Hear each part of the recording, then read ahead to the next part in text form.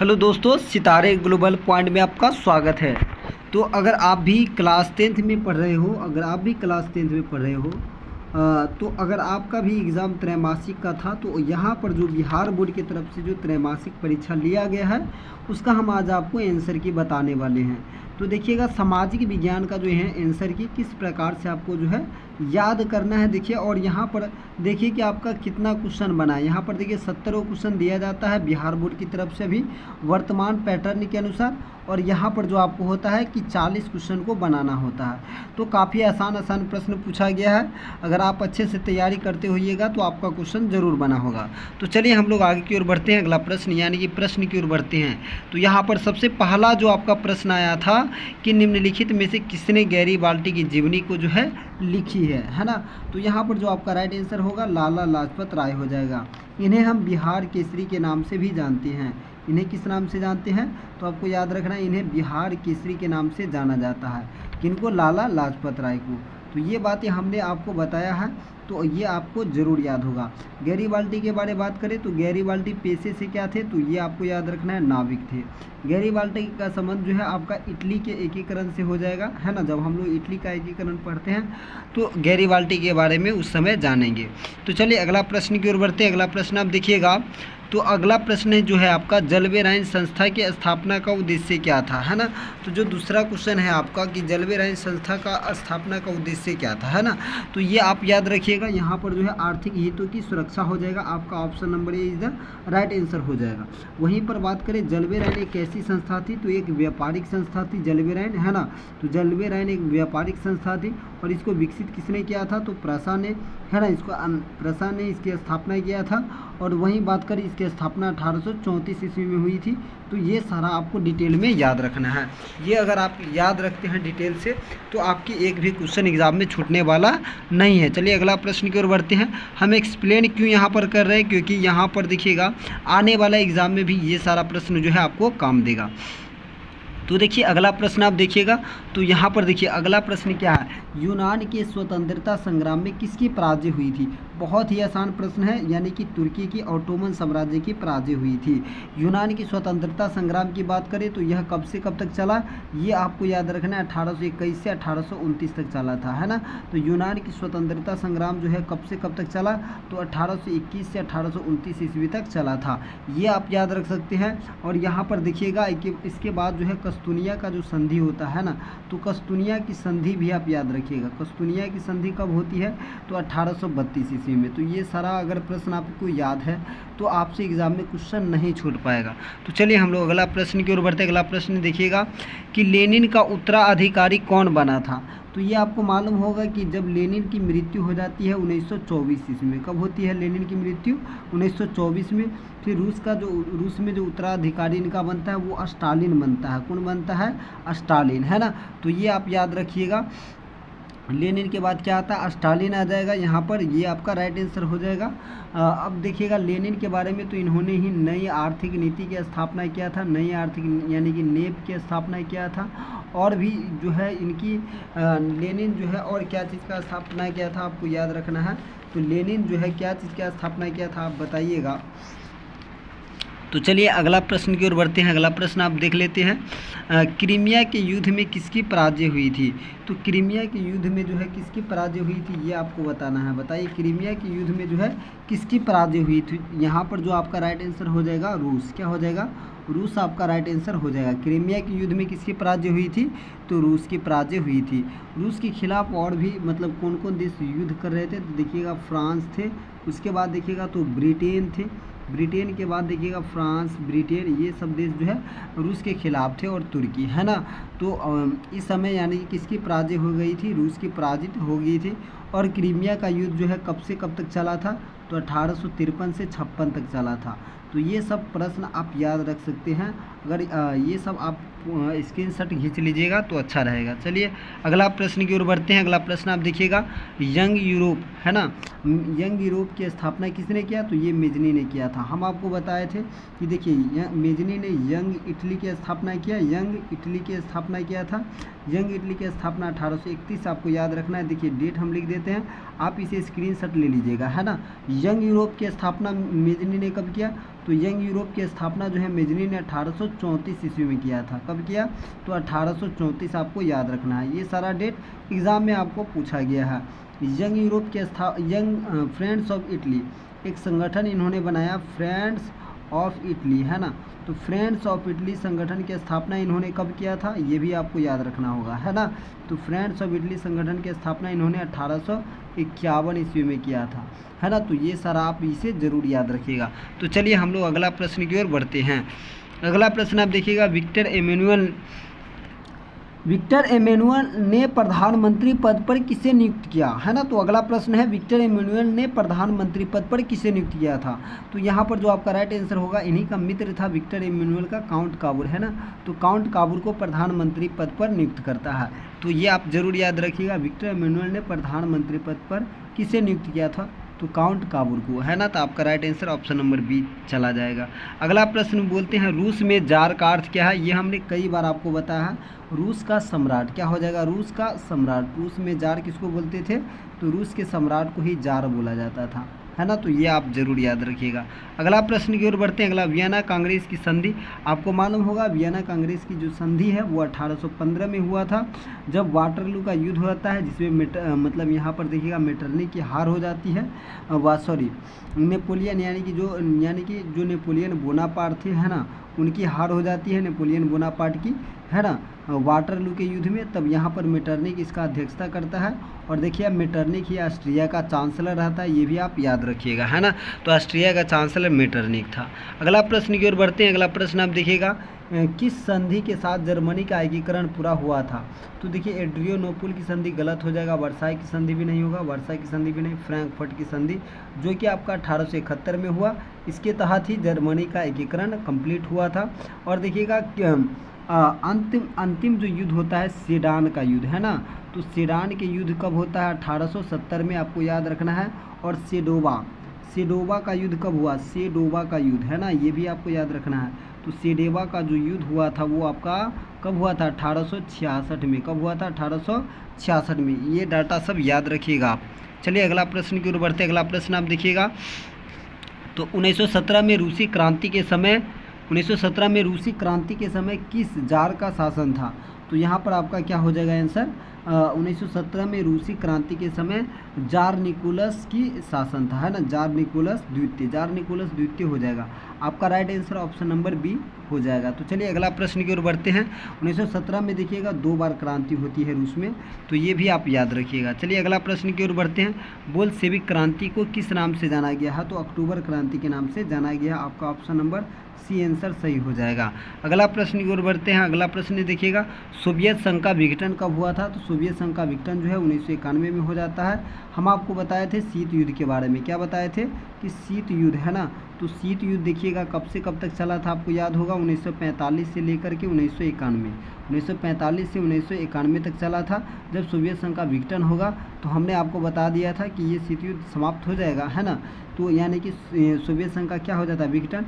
शीत युद्ध में देखिएगा, शीत युद्ध बोलते हैं यानी कि एक वाक युद्ध था। शीत युद्ध न होकर के इसमें झगड़ा, मतलब देखिएगा किसी प्रकार से मतलब हानि तो नहीं हुआ, लेकिन यहाँ पर देखिएगा एक तनाव मतलब बना रहा। किसके बीच? तो सोवियत संघ और यूएसए के बीच, है ना। सोवियत संघ और अमेरिका के बीच में बना हुआ था ये तनाव, है ना। तो चलिए अगला प्रश्न की ओर बढ़ते हैं। अगला प्रश्न आप देखिएगा, निम्न में से किसने अपने देश के लिए अनिवार्य सैन्य लागू किया था? आपका right answer option number A हो जाएगा, बिस्मार्क ने किया था, है ना। तो चलिए अगला प्रश्न की ओर बढ़ते हैं। अगला प्रश्न आप देखिएगा, ब्रेस्ट लिटवोस की संधि किन 2 देशों के बीच हुई थी? तो ये आपको याद रखना है, ब्रेस्ट लिटवोस की संधि जो है किन 2 देशों के बीच हुई थी? तो आप बताइएगा यहाँ पर जो आपका राइट आंसर क्या होने वाला है। तो यहाँ पर जो आपका राइट आंसर हो जाएगा रूस और जर्मनी। क्या हो जाएगा? रूस और जर्मनी के बीच में ब्रेस्ट लिटवोस की संधि 1918 ईस्वी में हुई थी। तो ये भी आप जरूर याद रखिएगा, ब्रेस्ट लिटवोस की संधि जो है आपका रूस और जर्मनी के बीच में हुआ था, है ना। तो ये आप जरूर याद रखिएगा। अगला प्रश्न की ओर बढ़ते। अगला प्रश्न आप देखिएगा, भाषा के आधार पर कहाँ सामाजिक विभाजन पाया गया? तो श्रीलंका में भी देखिएगा तो सिंहली भाषा के लोग यानी कि देखिएगा, और यहाँ भी है ना। तो यानी कि इनमें से सभी ऑप्शन सही हो जाएगा। चलिए अगला प्रश्न की ओर बढ़ते हैं। निम्नलिखित में किस देश में संघात्मक शासन व्यवस्था है? तो आपका राइट आंसर क्या हो जाएगा, इनमें से सभी हो जाएगा। क्या हो जाएगा, इनमें से सभी हो जाएगा। अगला प्रश्न, इंग्लैंड में महिलाओं को वोट देने का कब अधिकार प्राप्त यानी कि मिला, तो 1918 में देखिएगा तो मिल गया था। अगला प्रश्न, मार्टिन लूथर ने किसका विरोध किया है, तो मार्टिन लूथर किंग जो है रंग भेद के विरोध जो है मतलब जो है किए थे, तो ये आप जरूर याद रखिएगा। अगला प्रश्न देखिएगा, कार्ल मार्क्स का जन्म जो है कहाँ हुआ था। हमने आपको क्लास में कई बार बताया है कि कार्ल मार्क्स का जन्म जो है जर्मनी के राइन प्रांत के ट्रियर नगर में हुआ था। कहाँ हुआ था, जर्मनी के राइन प्रांत के ट्रियर नगर में। मैं आपको बहुत बार बता चुका हूँ ये चीज़, तो जर्मनी के राइन प्रांत के ट्रियर नगर में हुआ था। अगर आप यहाँ पर यूट्यूब से पढ़िएगा तो भी हम आपको कई बार बता चुके हैं ना। कार्ल मार्क्स का जन्म की बात करें तो आपको याद रखना है 5 मई 1818 को इनका जन्म हुआ था। और कार्ल मार्क्स की पुस्तक का भी नाम आपको याद रखना है ना, तो इनका एक पुस्तक है दास कैपिटल, है ना, दास कैपिटल इनका ही पुस्तक है, तो ये भी याद रखिएगा दास कैपिटल। एक है कम्युनिस्ट मैनिफेस्टो, तो ये भी याद रखिएगा। चलिए अगला प्रश्न की ओर बढ़ते हैं, संविधान का अनुच्छेद 19 किससे संबंधित है, तो मैं आपको बता दूं संविधान का जो अनुच्छेद 19 है वो किससे संबंधित हो जाएगा। यहाँ पर मैं एक एक चीज़ की चर्चा कर लेता हूँ, आपको समझ में आ जाएगा, अपने आप क्वेश्चन बन जाएगा। देखिए संविधान में भाग 1 की बात करें, भाग 1 जो है कहता है संविधान मतलब जो है राज्यों का संघ है। संविधान क्या है, राज्यों का संघ है, यानी कि इससे कोई भी राज्य अलग नहीं हो सकता है। भाग 2 में जो है आपका, भाग 2 में आपका नागरिकता हो जाएगा। भाग 2 में आपका क्या हो जाएगा, जो क्लास 10th के बच्चे हैं वो क्या करेगा, इनका स्क्रीनशॉट ले लेगा ताकि याद कर लीजिएगा, है ना। भाग 2 में आपका नागरिकता मिल जाएगा। और देखिए ये आर्टिकल 1 से 4 तक रहेगा। अब यहाँ पर देखिएगा नागरिकता जो 5 से 11 आर्टिकल तक हो जाएगा, है ना, तो ये आप याद रखिएगा। भाग 3 की बात करें तो देखिए भाग 3 जो है आपका मौलिक अधिकार है। भाग 3 क्या है आपका, तो मौलिक अधिकार यानी कि फंडामेंटल राइट हो जाता है। तो मौलिक अधिकार आपका जो आ जाएगा वो आर्टिकल 12 से लेकर के 35 तक आएगा। तो यहाँ पर क्या आपसे पूछा, आर्टिकल 19 तक क्या बताइए मौलिक कर्तव्य है, नहीं है, क्योंकि 12 से 35 तक क्या मौलिक अधिकार है। तो आपका राइट आंसर क्या हो जाएगा। अब मौलिक कर्तव्य की बात करें तो मौलिक कर्तव्य आपका किस भाग में होगा, है ना, तो यहाँ पर मैं ये भी बता देता हूँ कि मौलिक कर्तव्य जो आपका आ जाएगा, पहले यहाँ पर देखिए भाग 3 में मौलिक अधिकार है, भाग 4 में क्या है आपका नीति निदेशक तत्व, भाग 4 में आ जाएगा आपका नीति निदेशक तत्व। और भाग 5 की बात करें तो भाग 5 में आएगा आपका मौलिक कर्तव्य आ जाएगा, वह सॉरी यहाँ पर भाग 4 के क, 5 नहीं बोलिएगा, भाग 4 के क बोलिएगा, है ना। तो भाग 4 के क में आपका आएगा मौलिक कर्तव्य, है ना। तो चलिए अगला प्रश्न की ओर बढ़ते। अगला प्रश्न देखिएगा, किस देश को सामाजिक भेद के कारण जो है विखंडन का सामना करना पड़ा था, तो आपका right answer option number C हो जाएगा, यूगोस्लाविया को। अगला प्रश्न आप देखिएगा, अगला प्रश्न है, निम्नलिखित में कौन भारतीय संघ की विशेषता नहीं है, तो दोहरी नागरिकता। भारत में देखिएगा एकल नागरिकता प्रणाली है। कैसी नागरिकता है, एकल नागरिकता प्रणाली है, यानी कि भारत में आप अगर आप भारत देश में रहते हैं, अगर दूसरे देश की नागरिकता आप प्राप्त कर लेते हैं तो उसके यानी कि भारत देश की नागरिकता जो है आपकी समाप्त कर दी जाएगी। और यह जो है एकल नागरिकता का प्रावधान ये आपका कहाँ से लिया गया है, तो ये आपका लिया गया है ब्रिटेन से। कहाँ से लिया गया है, ब्रिटेन से लिया गया है। तो ये सब आप जरूर याद रखिएगा ताकि आपका एग्जाम में क्वेश्चन अवश्य ही बनेगा। चलिए अगला प्रश्न की ओर बढ़ते। अगला हम लोग प्रश्न देखेंगे, सामाजिक विभाजनों को हल करने का सबसे अच्छा तरीका होता है लोकतंत्र, है ना, तो लोकतंत्र इसका राइट आंसर हो जाएगा। अगला प्रश्न देखिएगा, प्रोटेस्टों और कैथोलिक समूह के संघर्षों के लिए किस देश को जाना जाता है, तो यहाँ पर प्रोटेस्टों और कैथोलिक के लिए जाना जाता है कौन, तो यहाँ पर देख लीजिएगा आयरलैंड हो जाएगा, आयरलैंड, है ना, तो ये इसका राइट आंसर हो जाएगा। अगला सप्तदलीय गठबंधन कहाँ बनाया गया था, तो ये आपका नेपाल में बनाया गया था 2006 ईस्वी में। ये सब की चर्चा हम अपने क्लास में बहुत बार कर चुके हैं। चलिए अगला प्रश्न, ये सभी क्वेश्चन यानी कि मतलब समझिए सारा क्वेश्चन लड़ा हुआ है। निम्नलिखित में कौन सामाजिक विभाजन का आधार नहीं है, बताइए।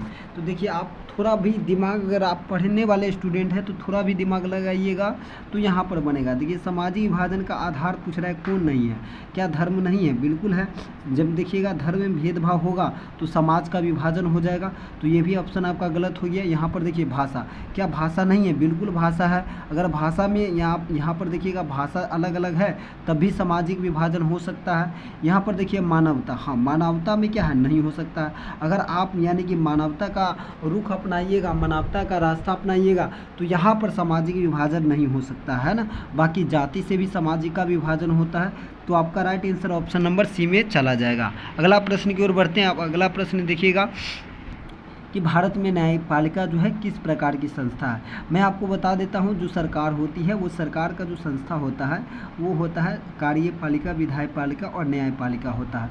तो न्यायपालिका जो है किस प्रकार की संस्था जो होती है, तो वो स्वतंत्र संस्था होती है, यानी कि वो किसी मतलब वो किसी के दबाव में नहीं बोलती है बल्कि न्याय करने के लिए बोलती है, और यानी कि यही होता है। तो चलिए अगला प्रश्न की ओर बढ़ते हैं।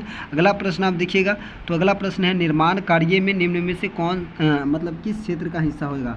तो यहाँ पर द्वितीय क्षेत्र हो जाएगा, ऑप्शन नंबर 20 का राइट आंसर हो जाएगा। अगला प्रश्न आप देखिएगा, निम्नलिखित में कौन बिहार आर्थिक पिछड़ेपन का कारण नहीं है। तो यानी कि यहाँ पर देखिए पहले बिहार के आर्थिक पिछड़ेपन का कारण नहीं है पूछा है। यहाँ पर देख लीजिएगा, क्वेश्चन को अच्छे से पढ़िएगा तभी आपको समझ में आएगा। नहीं है पूछा है कि बिहार के आर्थिक पिछड़ेपन का कारण नहीं है। क्या बाढ़ नहीं है? बिल्कुल बाढ़ है। कहिएगा सर बाढ़ तो है ही, बाढ़ तो बिहार में बहुत ही अधिक आती है। और तीव्र जनसंख्या वृद्धि ये भी है, क्योंकि देखिएगा सर ये भी क्या है, मतलब ज़्यादा अधिक यानी कि लोग पढ़े लिखे नहीं है, जनसंख्या में वृद्धि हो रही है। आधारिक संरचना का विकास, ये ऑप्शन नहीं होगा, ये ऑप्शन आपका सही हो जाएगा, है ना। गरीबी तो है ही बिहार में, तो आप समझ सकते हैं। अगला प्रश्न की ओर बढ़ते हैं। गरीबी के कुचक्र दुष्चक्र की अवधारणा का प्रतिपादक जो है रैगनर नक्श ने किया था। तो आपका right answer option number A हो जाएगा। अगला प्रश्न की ओर बढ़ते हैं। अगला प्रश्न आप देखिएगा, मानव विकास रिपोर्ट जो है किस घटक के आधार पर तैयार किया जाता है। शैक्षणिक स्तर और स्वास्थ्य और प्रति व्यक्तियाँ यानी कि किस देश की आय अधिक है, इसके आधार पर किया जाता है। अब यहाँ पर आगे मैं बात करता हूँ मानव विकास की यानी कि HDI ह्यूमन डेवलपमेंट इंडेक्स के बारे में। तो यहाँ पर देखिएगा जो मानव विकास सूचकांक है वो आपका जारी जो करता है UNDP जारी करता है। कौन जारी करता है? तो UNDP जारी करता है। इसका स्कोर किसके 0 से 1 के बीच इसका स्कोर होता है। इसमें देखिएगा प्रथम स्थान किस देश का है, तो मतलब देखिए 2011 यानी पुराने डाटा के अकॉर्डिंग आपको बोलना है नॉर्वे। क्या बोलना है? नॉर्वे, है ना। और नए डाटा यानी कि 2025 के अकॉर्डिंग आपको पूछ ले तो 2025 के अकॉर्डिंग हो जाएगा आपका आइसलैंड। क्या हो गया है? आइसलैंड हो गया है। तो आप इसे ज़रूर याद रखिएगा, आइसलैंड हो चुका है अब क्या हो चुका है? आइसलैंड हो चुका है। तो आप इसे भी। और भारत का रैंकिंग की बात करें तो भारत इंडिया यानी कि इंडिया जो है किस नंबर पर है, तो इंडिया जो आपका आ जाएगा 130 नंबर पर वर्तमान में, और पुराने डाटा के अकॉर्डिंग 134 नंबर पर आ जाएगा, है ना। तो ये सब आप जरूर याद रखिएगा। अगला प्रश्न की ओर बढ़ते हैं। गरीबी रेखा निर्धारण करने हेतु, है ना, मापदंड किसको सुझाव निर्धारित किया गया? योजना आयोग। योजना आयोग की स्थापना जो आपका कब हुआ था, तो आप ये भी याद रखिएगा 15 मार्च 1950 को योजना आयोग की स्थापना हुई थी। योजना आयोग को नाम बदलकर क्या नाम रख दिया गया? नीति आयोग, है ना। तो योजना आयोग का नाम बदलकर क्या रख दिया है? नीति आयोग रख दिया है, नीति आयोग, है ना। तो नीति आयोग ये बन चुका है। नीति आयोग की स्थापना जो है आपको ये भी याद रखना है। तो नीति आयोग की स्थापना जो है 2015 में हो जाती है। तो ये आपको याद रख लेना है। चलिए अगला प्रश्न की ओर बढ़ते हैं। अगला प्रश्न देखिएगा, निम्न में से क्या बिहार के विकास में बाधक है? तो यहाँ पर देखिएगा गरीबी भी है, बेरोजगारी भी है बिहार में, बाढ़ भी है। तो इनमें से सभी आपका राइट आंसर हो जाएगा। अगला प्रश्न, बर्टलैंड आयोग जो है किससे संबंधित है? तो वो आपका समावेशी विकास हो जाएगा यहाँ, यानी कि सतत विकास हो जाएगा। चलिए अगला क्वेश्चन की ओर बढ़ते। अगला प्रश्न आप देखिएगा, बिहार के विकास के बिना भारत का विकास संभव नहीं है। यह बात किसने बोला था? डॉक्टर APJ अब्दुल कलाम आज़ाद ने बोला था। मानव विकास रिपोर्ट का प्रकाशन जो है निम्न में से किसके द्वारा होता है? UNDP के द्वारा होता है। हमने आपको अभी ही बता दिया। ऑप्शन नंबर सी इसका राइट आंसर हो जाएगा। भारत में योजना आयोग की स्थापना कब हुई थी? ये भी हमने आपको बताया। सॉरी, यहाँ पर 15 मार्च 1950 कर लीजिएगा, सही। अगला प्रश्न की ओर बढ़ते। अगला प्रश्न आप देखिएगा, भारत में सर्वाधिक प्रति व्यक्ति आय वाला राज्य कौन सा है? तो ये आपका हो जाएगा गोवा राज्य है, सर्वाधिक प्रति व्यक्ति आय वाला। वर्ष भर में किस देश की अर्जित आय, वर्ष भर में किसी देश में अर्जित आय की कुल मात्रा को क्या बोलते हैं? तो आपका यहाँ पर right answer option number C हो जाएगा, राष्ट्रीय आय कहते हैं। अगला प्रश्न की ओर बढ़ते हैं। अगला प्रश्न देखिएगा, आर्थिक विकास का तीसरा क्षेत्र क्या है? देखिए कृषि आपका पहला क्षेत्र होगा, उद्योग नहीं होगा यहाँ पर, विनिर्माण तो दूसरा हो जाएगा, और सेवा क्षेत्र यहाँ पर आपका राइट आंसर हो जाएगा। तो तीसरा क्षेत्र को सेवा क्षेत्र भी बोला जाता है, आप ये भी याद रखिएगा। अगला प्रश्न, भारत में वित्तीय वर्ष कहा जाता है? देखिए भारत में वित्तीय वर्ष कब से कब को कहा जाता है? 1 अप्रैल से 31 मार्च को कहा जाता है। अगला प्रश्न आप देखिएगा, बिहार के किस जिले की प्रति व्यक्ति आय सर्वाधिक है? तो ये आपका हो जाएगा पटना। और सबसे कम पूछेगा तो सबसे कम पूछेगा तो आपको याद रखना है सबसे कम प्रति व्यक्ति आय जो है वो आपका मतलब जो है किसका है? शिवहर का है ना। किसका है? शिवहर का है। और यहाँ पर देखिएगा तो ये आप याद रखिएगा सबसे कम। चलिए अगला प्रश्न की ओर बढ़ते हैं। कोयला किस प्रकार का संसाधन है? तो यहाँ पर क्या हो जाएगा? अनवीकरणीय। क्या हो जाएगा? अनवीकरणीय हो जाएगा। अगला प्रश्न की ओर बढ़ते हैं। अगला प्रश्न आप देखिएगा, समुद्री क्षेत्र में, यहाँ पर देखिएगा, यहाँ पर आंसर ही गलत दिया है, 22.2 किलोमीटर होता, जो कि है ही नहीं, तो आपका ऑप्शन नंबर डी सही हो जाएगा, 19.2 किलोमीटर। निम्नलिखित में कौन प्राकृतिक संसाधन नहीं है? तो वन भी है, तो वन गलत हो गया, नदी भी है, नदी भी गलत हो गया, खनिज भी है, नगर नहीं है, तो आपका ऑप्शन नंबर सी सही हो जाएगा। चलिए अगला प्रश्न की ओर बढ़ते हैं। सोपानी कृषि किस राज्य में है? देखिए सोपानी कृषि पूछे या सीढ़ीनुमा, उत्तराखंड आंसर मार दीजिएगा। अगला प्रश्न की ओर बढ़ते हैं। अगला प्रश्न आप देखिएगा, तो पंजाब में भूमि निम्नीकरण का मुख्य कारण क्या है? तो अत्यधिक सिंचाई हो जाएगी, आपका राइट आंसर। अगला प्रश्न देखिएगा, काली मृदा का ही दूसरा नाम क्या है? तो काली मृदा का दूसरा नाम है रेगुर मृदा, आपका ऑप्शन नंबर बी क्या है? राइट आंसर हो जाएगा। अगला प्रश्न की ओर बढ़ते हैं। अगला प्रश्न देखिएगा, वह कौन सा रसायन है जो मेढक के प्रजनन को नष्ट करता है? इंड्रीन है। बहुत बार ये सारा प्रश्न जो है रिपीट होता है, तो ये सब आप याद रखिएगा। बिहार में अति जल दोहन का कारण क्या है? तत्व का संदूषण बढ़ा है, तो आर्सेनिक का, ये आपका ऑप्शन नंबर सी हो जाएगा। अगला प्रश्न की ओर बढ़ते हैं। अगला प्रश्न देखिएगा आप, तो इंदिरा गांधी नहर योजना जो है किस राज्य में है? तो ये आपका राजस्थान हो जाएगा, option number A is the right answer हो जाएगा। अगला प्रश्न की ओर बढ़ते हैं। अगला प्रश्न देखिएगा, निम्न में से कौन जीवाश्म ईंधन है? तो ये सभी जीवाश्म ईंधन, कोयला, पेट्रोलियम, प्राकृतिक गैस सभी हो जाएगा। अगला प्रश्न, बाघ परियोजना जो है की शुरुआत कब हुई? 1973 हो जाएगी, ये आपका राइट आंसर हो जाएगा। अगला प्रश्न आप देखिएगा, तो आयुर्वेद का जनक कौन है? तो चरक को आयुर्वेद का जनक कहा जाता है, तो आपका option number A is the right answer हो जाएगा। अगला प्रश्न, काजीरंगा राष्ट्रीय उद्यान कहाँ स्थित है? तो काजीरंगा आपका हो जाएगा असम, है ना, तो असम याद रखिएगा। अगला प्रश्न देखिएगा, तो भारत में वन नीति के अनुसार कितना भूमि वनच्छादित होना चाहिए? 33%, ये आपका सी आंसर हो जाएगा। अगला प्रश्न आप देखिएगा, तो प्राकृतिक गैस किस खनिज के साथ पाया जाता है? आपका हो जाएगा राइट आंसर बी, पेट्रोलियम के साथ पाया जाता है। अगला प्रश्न आप देखिएगा, तो अगला प्रश्न क्या है? कपास की खेती के लिए कौन सा मृदा जो है उपयुक्त है? तो काली मिट्टी यानी कि रेगुर मृदा आंसर हो जाएगा। अगला प्रश्न आप देखिएगा, बिहार में नहरों द्वारा यहाँ पर सर्वाधिक सिंचाई किस जिले की होती है? तो यहाँ पर क्या हो जाएगा? रोहतास होगा, यहाँ पर बिल्कुल रोहतास ही हो जाएगा, आपका right answer option number A हो जाएगा। अगला प्रश्न की ओर बढ़ते हैं। कहलगांव तापीय, यहाँ कहलगांव की बात करिए, तापीय विद्युत ऊर्जा कहाँ परियोजना कहाँ? यहाँ पर देखिएगा भागलपुर, आपका राइट आंसर हो जाएगा, तो ऑप्शन नंबर सी सही हो जाएगा, भागलपुर। चलिए अगला प्रश्न की ओर बढ़ते हैं। देश के बांधों को किसने भारत का मंदिर कहा था? तो ये आपका पंडित जवाहरलाल नेहरू ने बोला था, तो ये आप जरूर याद रखिएगा। सर्वोत्तम कोयले का प्रकार है, तो सबसे सर्वोत्तम कोयला जो होता है आपका एंथ्रासाइट हो जाएगा, और सबसे ख़राब जो होता है वो आपका पीट होता है सबसे ख़राब, और सबसे यानी कि अधिक उपयोग जो होता है वो आपका होता है बिटुमिनस, तो ये आप जरूर याद रखिएगा। अगला क्वेश्चन है, बिहार का सूख किसे कहा जाता है? तो यहाँ पर हो जाएगा कोसी नदी को कहा जाता है, आपका राइट आंसर सी हो जाएगा। अगला प्रश्न की ओर बढ़ते हैं। अगला प्रश्न आप देखिएगा, निम्नलिखित में कौन प्राकृतिक आपदा नहीं है ना? तो प्राकृतिक आपदा सुनामी भी है, बाढ़ भी है, यहाँ पर देखिएगा भूकंप भी है, महामारी नहीं है, तो महामारी आपका राइट आंसर हो जाएगा। अगला प्रश्न देखिएगा, बिहार में कौन क्षेत्र बाढ़ग्रस्त होता है? तो उत्तरी बिहार हमेशा बाढ़ग्रस्त होता है, तो आपका राइट आंसर हो जाएगा। अगला प्रश्न की ओर बढ़ते हैं हम लोग। अगला प्रश्न देखिएगा, वर्ष 1934 में प्राकृतिक आपदा का सामना करना पड़ा था, यहाँ पर यहाँ पर ये नहीं होगा, यहाँ पर भूकंप हो जाएगा, क्या हो जाएगा?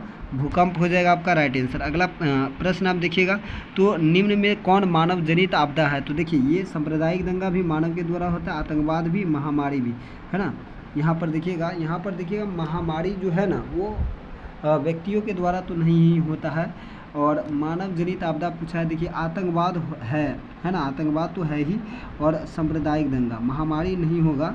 यहाँ पर दो ऑप्शन सही है, लेकिन यहाँ पर देखिए इनमें से सभी दिया है ना, तो ये ऑप्शन नहीं होगा, खैर है ना, ये ऑप्शन नहीं होगा, लेकिन इनमें से सभी टिक करना पड़ेगा, क्योंकि दो ऑप्शन हो गया तो इनमें से सभी मानिए आंसर होगा, है ना, लेकिन ये ऑप्शन नहीं होना चाहिए था, कोई और ऑप्शन होना चाहिए था यहाँ पर। चलिए अगला प्रश्न की ओर बढ़ते हैं।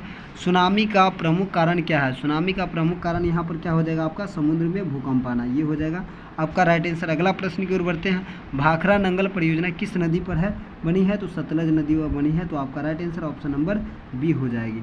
तो चलिए ये आपका 70 में आपका कितना क्वेश्चन बना है ये आप हमें कमेंट बॉक्स में ज़रूर बताइए। अगर आपको ये वीडियो अच्छा लगा तो अपने दोस्तों में शेयर और इस चैनल को आप सब्सक्राइब कर लें, ताकि आपको इसी तरीक़े का है ना कंटेंट मिलता रहे, है ना। यहाँ पर एक भी क्वेश्चन आपको कभी भी गलत नहीं बताया जाएगा, क्योंकि हम जो है यहाँ पर बहुत ही मतलब मेहनत करके यहाँ पर बहुत सारा क्वेश्चन को लाते हैं। तो चलिए मिलते हैं आपसे नेक्स्ट वीडियो में।